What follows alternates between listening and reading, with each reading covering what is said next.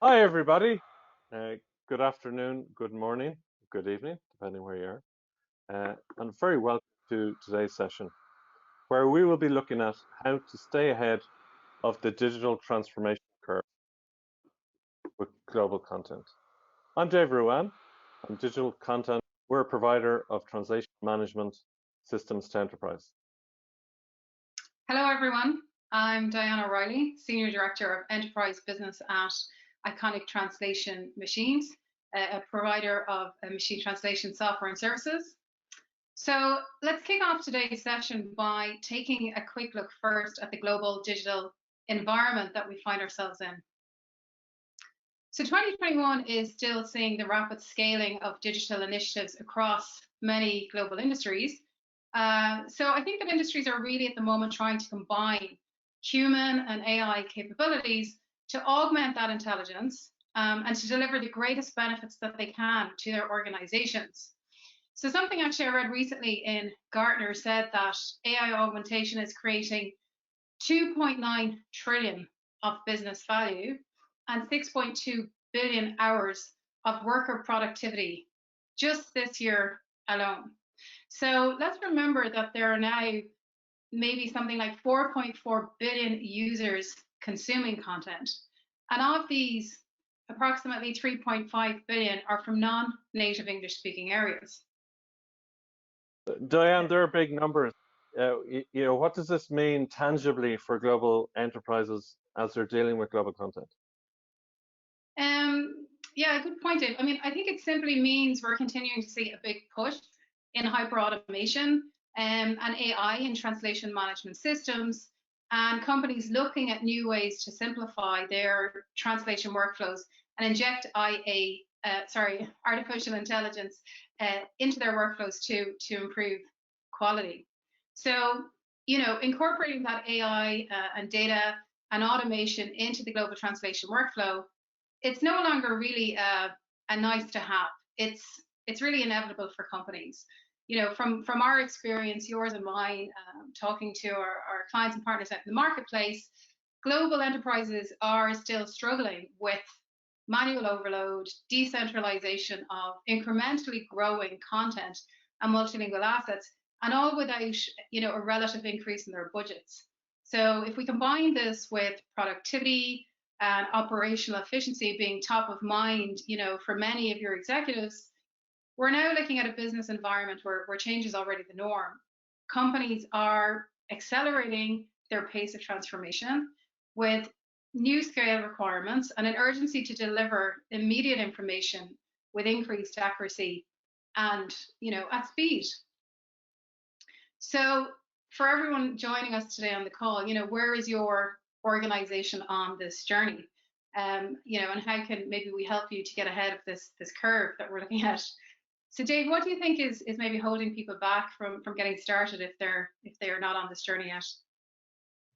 Yeah, well, just to reiterate what you've said, welcome everyone again. If you've just joined us, we're talking about uh, staying ahead of the digital transformation curve with respect to global content, and that's a great question, Dan.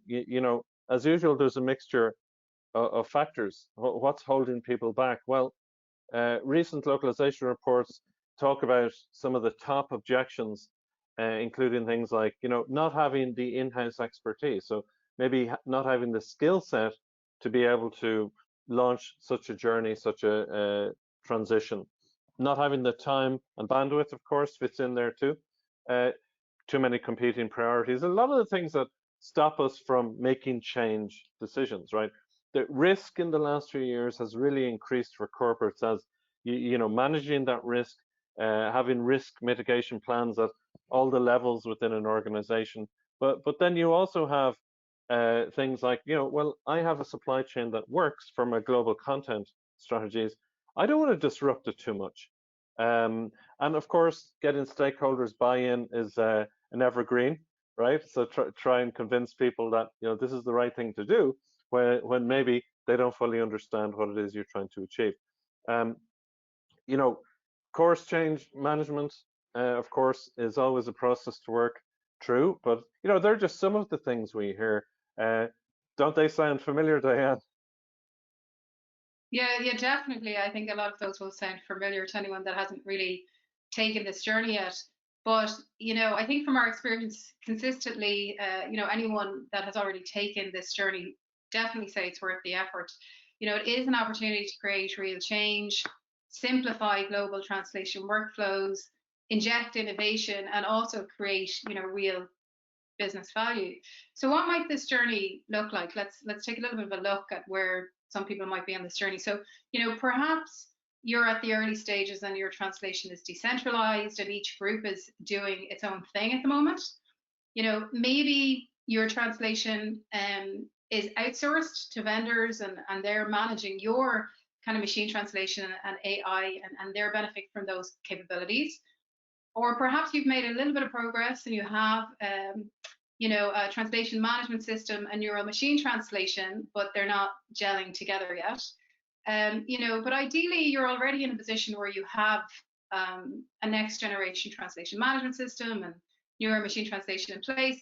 And now you just need to focus on scaling and optimizing those workflows.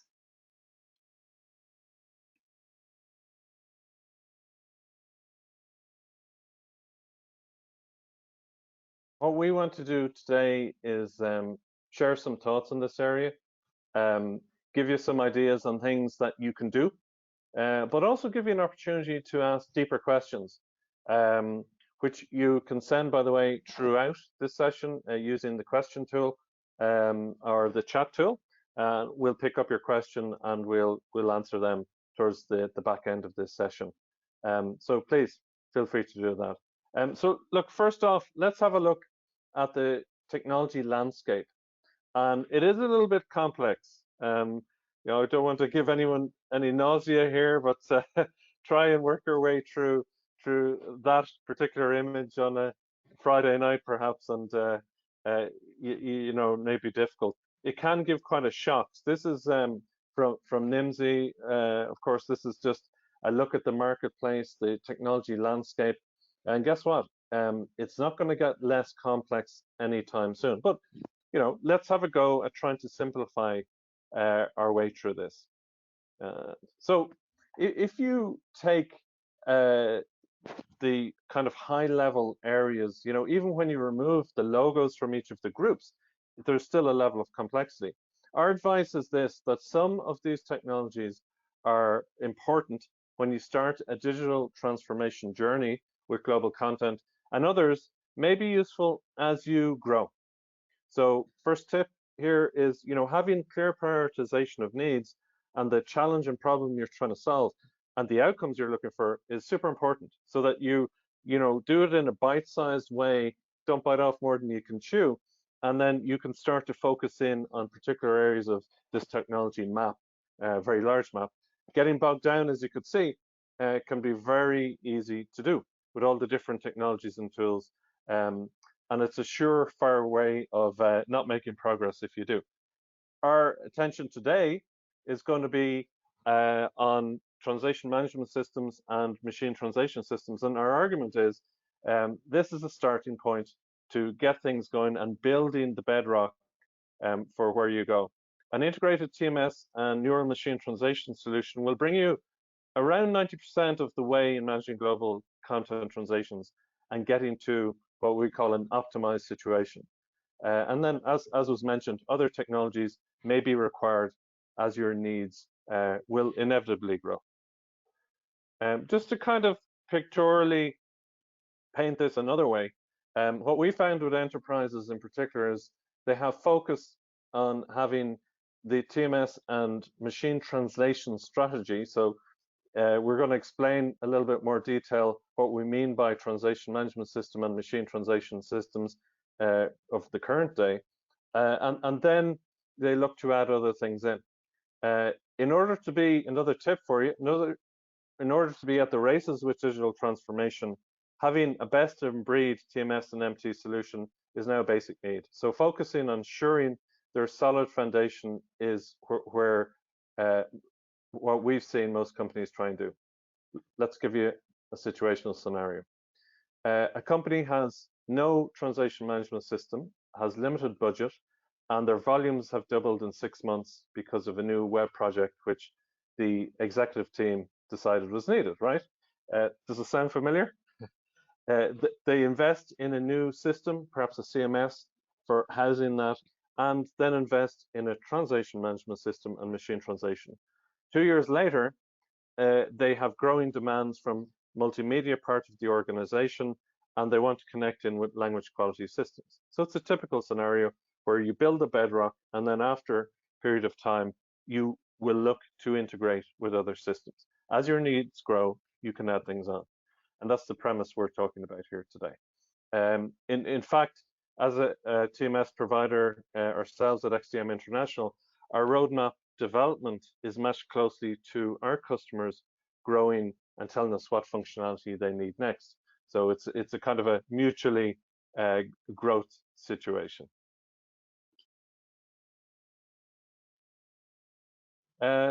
Just to look back a little bit again, the last 3 years, there's been a real shift to manage risk, and enterprises have been buying translation management systems and investing in neural machine translation technologies. This means that either they have the ownership or managing their own assets, such as translation memories, terminology databases, basically any asset used in the translation global content process. Diane?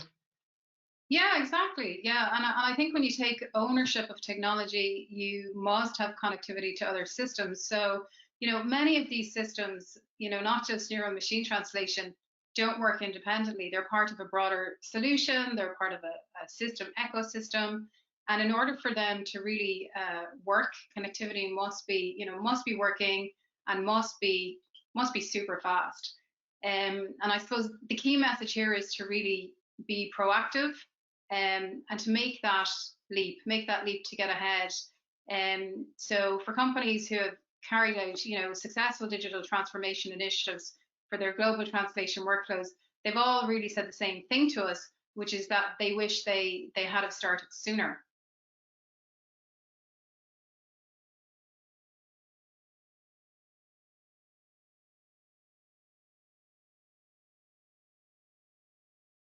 Yeah, and sorry, I was muted there a second. And we hear things like, some of the telltale signs of that are when you hear uh, people talking about, oh, we're able to focus on actual process improvement now instead of traditional project management tasks. Uh, I now finally have the time to focus on that strategic planning for my department than that I was hoping that I could do, and I'm not manually creating projects or running manual tasks each day. In fact, the change benefits vary quite a lot and are related to current starting point of an enterprise, legacy systems, for example.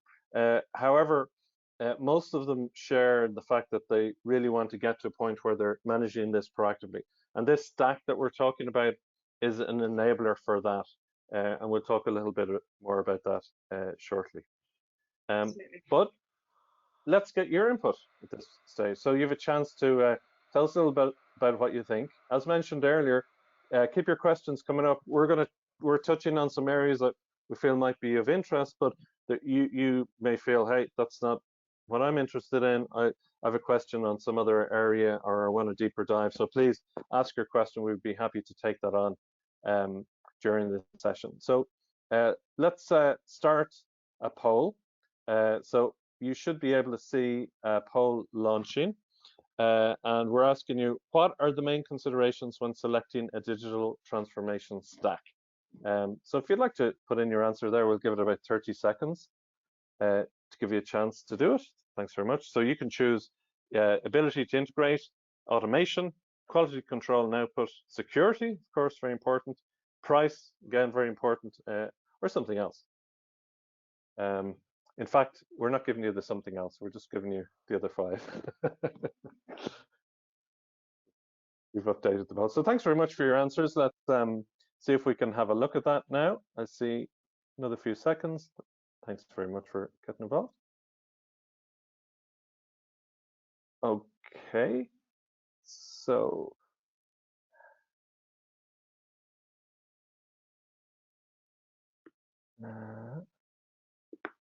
Let me share that. Hopefully, Dan, you can see the results of the poll there. I can, yeah, that's very interesting. So ability to integrate first, automation, quality, security, and price. That's actually super interesting, Dave. If you flip back, that really aligns with some research that we've been looking at recently. Yeah. So you know, that's really interesting, and thank you everybody for jumping in there, because this is research that is out there in the marketplace, which tells us what global enterprises consider to be the most important factors when they're on this journey. And this actually really aligns with what we've just heard. Those considerations including integration, automation, quality, and security being the most important. But really, what you're telling us is, does it scale effectively at expected quality levels while guaranteeing the security of my information? So that's very interesting that you actually ordered those, actually polled and answered them in the same order. But anyway, let's move on now and just take a little bit of a closer look at the fundamentals of the technologies that we're talking about today.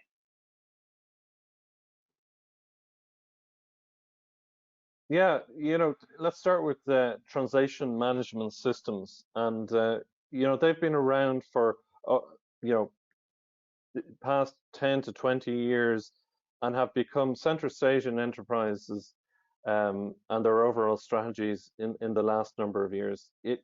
They've become platforms that enable a kind of a hub and spoke approach that we mentioned earlier. And they have key functions and functions which are always evolving, and then new functions becoming key, right? So following the technology adoption life cycle, that new functions come along and then take over and become delightful and then basic needs. But most of them will share some common things underneath the engine, and that'll include the ability to manage translation assets, language assets such as translation memories, terminology assets, etc., have very strong workflow capabilities and process automation in there, and then have the ability to connect with different types of systems. So connectivity is key, as well as the linguistic environment that translators use and like to have when they're getting involved in whatever it is, a translation or review or SME edit on content. So let's maybe focus in on a couple of these. I mentioned earlier, these need to be evolving all the time.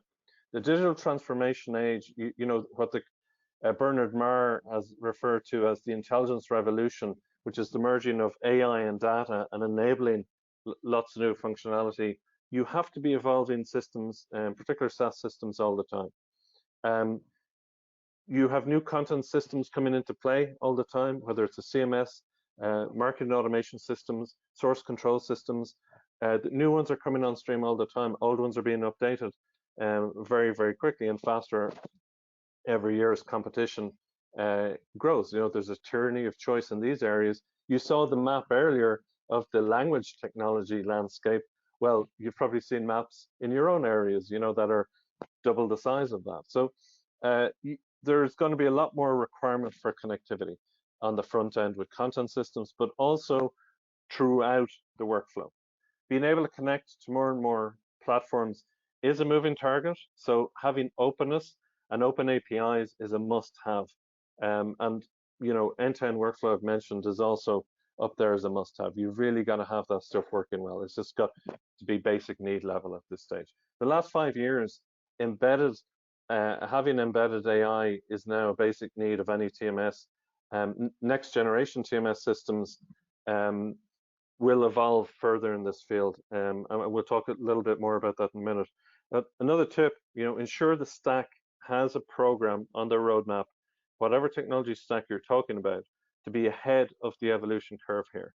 And that's a super important thing. And people who've deployed new systems, will say, we've heard them tell us that, this has worked very well, but there's moving targets and it needs to evolve all the time. Now let's have a look at, what next generation machine translation systems look like. So that's very interesting, Dave. You talked a lot there about the evolution and the evolution of AI and the evolution of translation management systems, and how they're being updated all the time. So even before we jump in and take a look at what next generation machine translation looks like, let's just take a step back and look at the evolution of that and what we mean when we say next generation machine translation, for those people who aren't as familiar with it. So if we go all the way back to the original concept of machine translation, we see that it has evolved from being rule-based, up to the early 1990s, to statistical, and then in recent years, everybody's heard about this, paradigm shift to neural machine translation. And at the end of the day, neural machine translation, it's a different approach. It's an approach to machine translation that uses an artificial network, neural network, to predict the likelihood of a sequence of words, typically modeled in entire sentences in a single integrated model. So really, to simplify that, it's the AI approach to machine translation. And even in its first 3 years, it's been through several different evolutions. So we've gone from recurrent neural networks to convolutional neural networks to transformers, and each one has been an improvement on the last. So, is our work done, and has neural machine translation reached maturity? Not even close, because there's still a lot more work being done in the field. So even though the quality has vastly improved, and really can be introduced into any kind of multilingual content workflow now, there's still a lot of open questions that are being addressed by researchers and developers around the world on how to further improve that. So this includes the machine translation scientists and engineers at Iconic. We've actually been writing a weekly blog for the past 3 years that gives an accurate snapshot as to which topics the researchers and developers have been focusing their efforts on in terms of trying to further kind of improve the state of the art of machine translation. And this includes kind of challenges that they're digging into, that they still need to fix and work on and improve, like low resourced languages, terminology, how alignment of training data and information, further language modeling and domain adaptation, and a very big topic is also evaluation.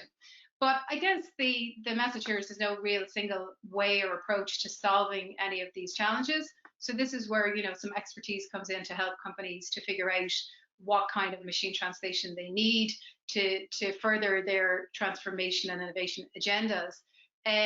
It's about really understanding the specific project, that workflow, the content type, languages, use cases, and all of those workflows that will connect in ultimately to as well into the translation management systems and the whole ecosystem of technology that we're looking at today.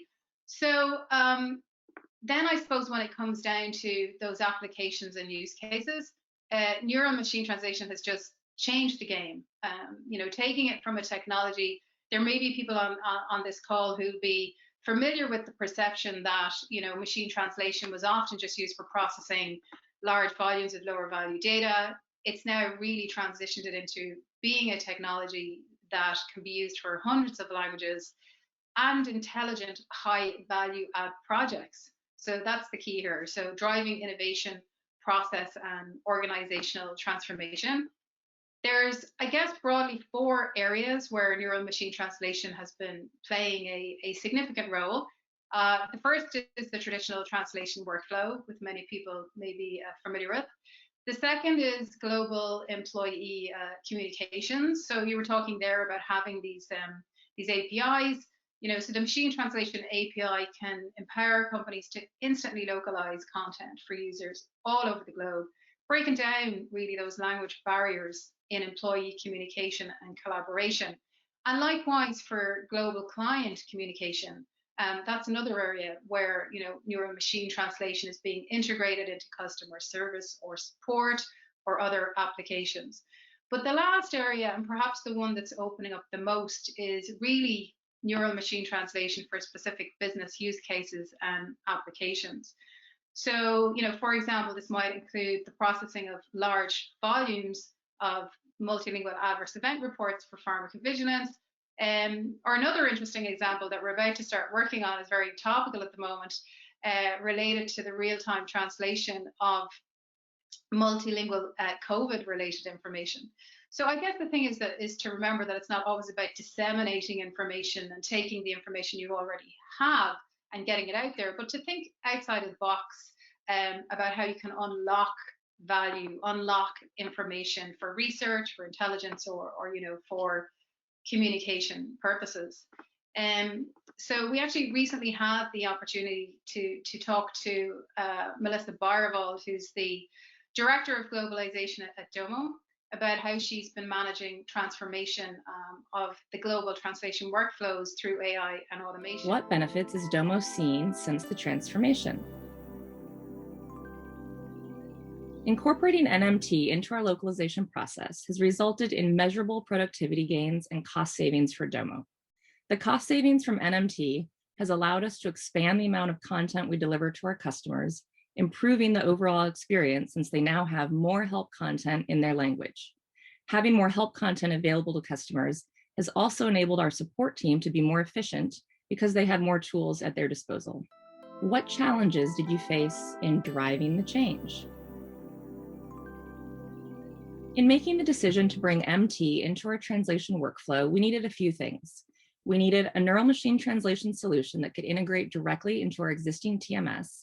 We needed high quality Japanese output to garner support and buy-in from the local team in Japan. And we needed executive support for this investment. Based on the results of our POC and our projections for cost savings and quality, getting buy-in from all levels was easy, especially put in the context of being in a stronger position to scale as we grow and reach new markets. Why did Domo decide to transform its global translation workflows through AI and automation? The globalization team here at Domo is lean, so we rely on AI and automation to achieve more with fewer people. And because we're lean, being agile is critical to our success in delivering the features and functionality our international customers need to optimize their business. What is next on this journey for Domo? We just released our regional formatting feature, which gives customers the power to further customize their localization preferences with the ability to set date and number formats globally on the Domo platform based on their region. And Portuguese and Dutch language options are on the horizon. As we expand Domo's international offering, we look forward to leveraging MT to provide even more localized content to more customers. So passing back to you there, Dave, maybe let's have a look at the next wave. What's coming? Well, thanks, Diane. And as you said, there's still a lot going on in neural machine translation. As I mentioned, the fourth industrial revolution is well upon us with AI and data. And all SaaS companies have to have an investment and a feature set based off AI, some sort of AI, right? What we've seen recently is that with neural machine translation reaching a certain level of saturation, as you mentioned, Diane, there is scope for researchers to move into other areas of NLP.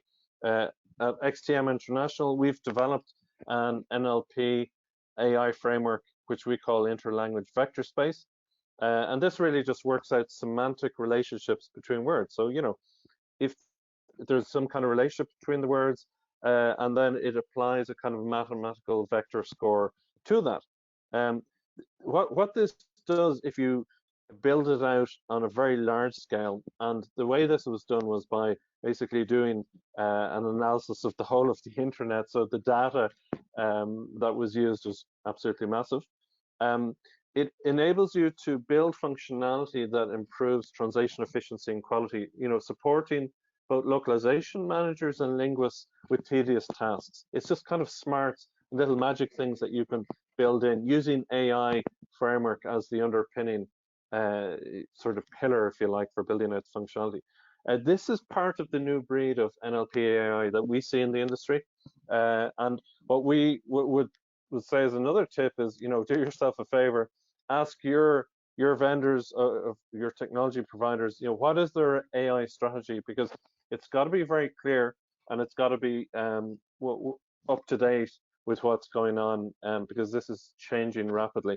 As you can see in the image here, we have relationship scores which are cross language. We've built this framework across languages.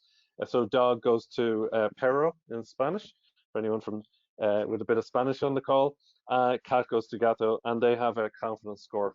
So this type of technology works complementary with neural machine translation, and I think that's one of the things we're going to see going forward more and more. That's something new. But let's return to some of the now and give you some of our thoughts and recommendations. And before we do, please put in your questions that we can help you with, and we'll take them in a couple of minutes. So Diane, what are some of the recommendations that anyone listening today or who's starting out in this journey you can share with them? Yeah, I suppose for anyone who hasn't started out on this journey yet, it's these recommendations are very much the same. If you're starting on any large digital transformation initiative in your organization or looking to create a translation center of excellence, the first step is really to identify where those needs are in the global organization, put the right people in that team. So, don't forget that should be multidisciplinary. Don't just keep it within the localization division, get IT, operations, executive buy-in. And most importantly is to understand all of the different stakeholders and the benefits that you're trying to achieve for them individually and for the greater, good of the organization. We do recommend, researching your kind of foundational systems, such as the translation management system and neural machine translation parallel, and then, start small. Start small with a proof of concept. So for example, that's something that we've done here on this call, where we worked with a company who did a 1-month test on translation management system with neural machine translation for pharmacovigilance. And it really enabled the team to demonstrate to their peer groups that neural machine translation is not just viable, but was really adding value to their process overall. Yeah, absolutely right on the money. And on top of that, it's back to some of the basics, isn't it? Like I said earlier, you identify the niche, a ring-fence strategy, if you like, with very clear outcomes. Then plan well for the deployment, and make the deployment process absolutely crystal clear for all stakeholders. Create the environment for change, because sometimes we lose track of that one. And to adapt processes and build out technology change. Create the environment for it. Get people motivated for it, but also empowered to be able to be part of that change environment. With technology stacks like this, it's important to do it because invariably you will be going through technology stack updates and as you go along, and maybe plugging things in, as we showed earlier with the hub and spoke model. And then in widespread change and looking to get scale globally then happens after that. And of course, optimization. You want this to be an optimized approach. In fact, we see different stages of digital transformation for global content. If you're at the sort of bottom of the steps here, you may be in the tactical zone. You might hang around there too long, so don't worry. But that's where you may have some technology and some of your processes are known, well described. Maybe you have a large portion of your global content outsourced to providers. Risk at this stage is, you're asked to pivot by your organization, and that scale increase, you don't have the ability to provide it, and it brings delays into the content getting out there. As you move through that, you move into more of a measured, we're using the CMM type of maturity scale here just for labeling clarity.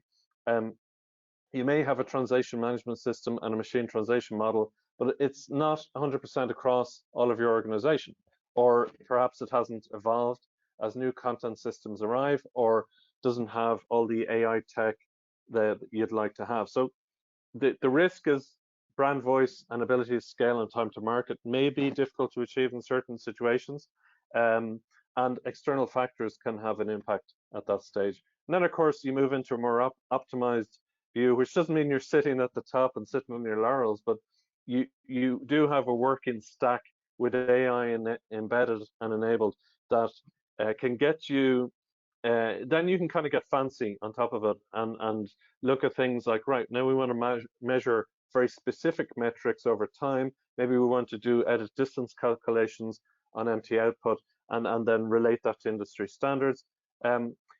Regular reviews and measurements are going to ensure that this is fine-tuned and automated. And in fact, that's a key part of optimized. It's not sitting on your laurels. It's bringing in regular reviews to ensure it's valid still. Okay. You know, we've covered a bit of ground here. We want to give you a chance to ask questions. Just some kind of thoughts. This is a very important journey. It's fast changing all the time. It's worthwhile being cognizant of what's out there. You know, technology as well as the global business environments are part of that fast changing deck. There are many options and it can be tricky to navigate at the best of times. We hope we've given some insights of some things that are going on right now. We may not have touched on what you're interested in. If we haven't, please ask a question. We'd be happy to take that. And at this stage, we would be happy to take questions you have on the whole area of digital transformation. Before we do, we'd like to ask you a question again, and let's just have a look at what that is. So it's quite simple. What would you like to hear more about? Let's run that poll, and if you wouldn't mind giving us your thoughts.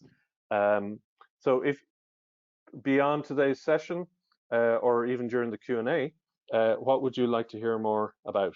More insights on the technology stacks, demos of particular technologies? Are you interested to talk to companies who are on this journey already or hear from them? Do you want us to do part 2 of this webinar?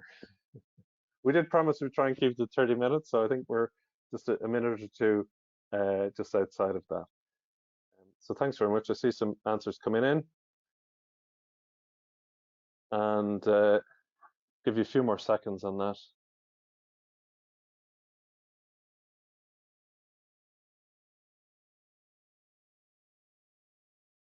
Right, and we'll close that now. Thank you. So more insights on technology, 21% of you. Most of you are saying demo of technologies. Okay, we can certainly come back to you on that. And others have said we're interested to talk to companies who are on the same journey. Yeah, this is what we see. I think it's it just makes a lot of sense, right? No one's asking for a part 2, so that's fine as well. So Diane, any thoughts on that? Yeah, no, this is what we would absolutely expect to see. You know, this is very kind of foundational session that we're having here today. And I you know, it's great to be able to talk to other companies who've taken this journey and learn about the challenges they faced and how they've, you know, overcome those.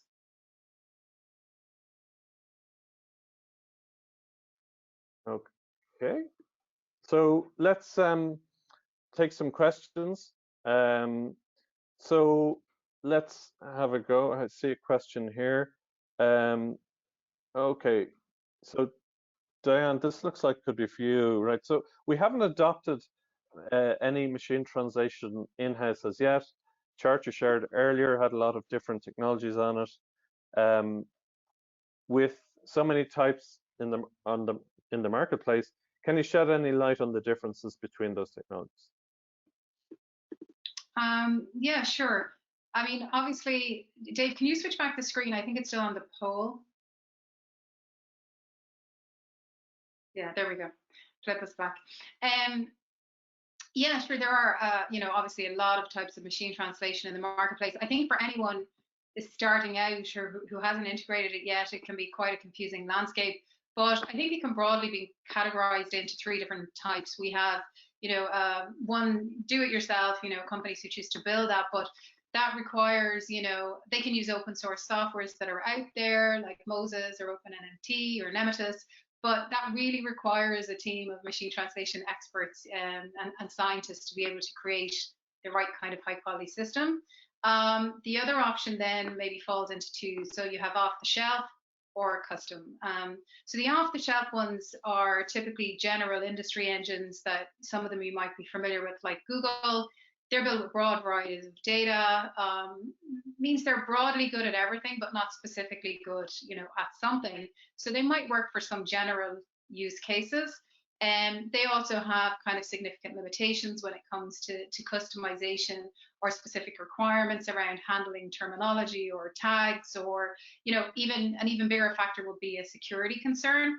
And then the last type would really be kind of custom. And this is where you're working with, Iconic kind of falls into this area where you work with a machine translation service provider who can really adapt that, software to your particular use case or content type or language.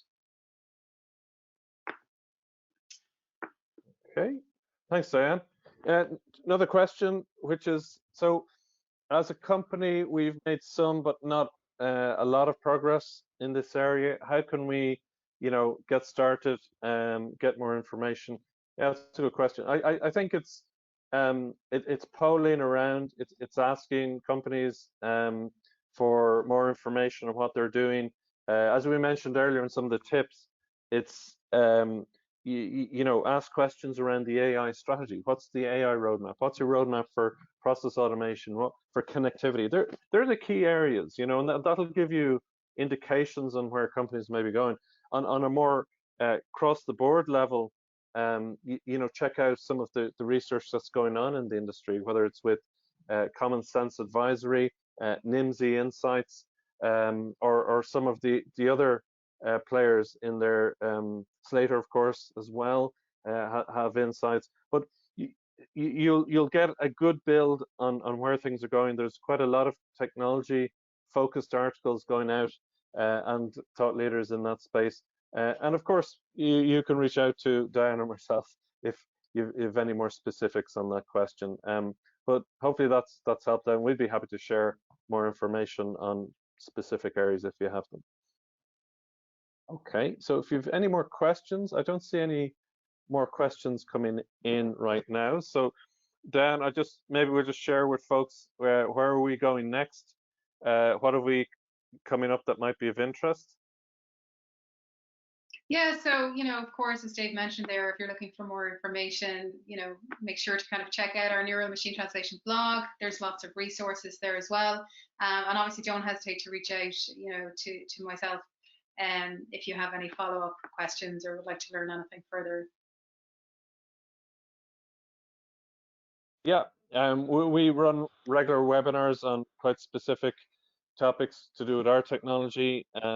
You can keep an eye on those on our website, xtmcloud/webinars.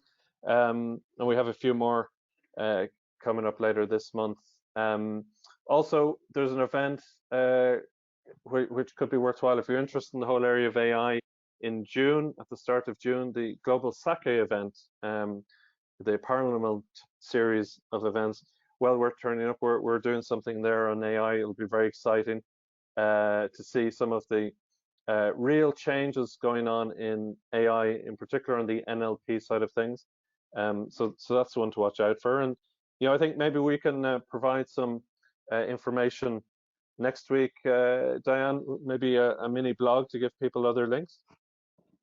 Absolutely, that sounds great too. Well, great. Thank you very much for your time. I hope we shared some insights of interest to you. And please get in touch if we can help in any way. We look forward to seeing you at a future webinar. Thank Thanks, you. Diane. Thanks, Dave.